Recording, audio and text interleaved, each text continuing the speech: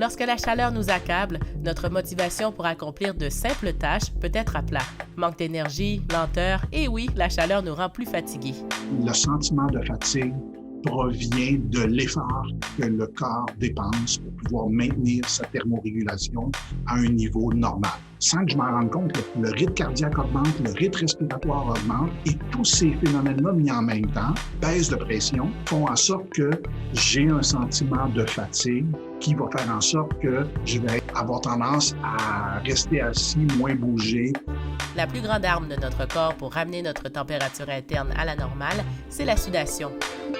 C'est pour ça que notre premier message est toujours de dire « Vous devez boire beaucoup d'eau parce que vous en perdez énormément ». Donc, on peut dire, là, par exemple, là, que quand on commence à ressentir la soif, on a perdu à peu près, on a une déshydratation de l'ordre de 1,5 à 2 %, ce qui correspond à presque 2 litres d'eau. Lorsqu'on commence à avoir la langue sèche, la bouche sèche, on est rendu à 4 %, donc on est presque rendu à 4 litres d'eau qu'on a perdu. Et ça aussi, ça vient jouer sur la pression artérielle. Parmi les groupes les plus à risque lors de vagues de chaleur, on compte notamment les personnes âgées. Pourquoi les personnes âgées font partie de notre groupe le plus vulnérable?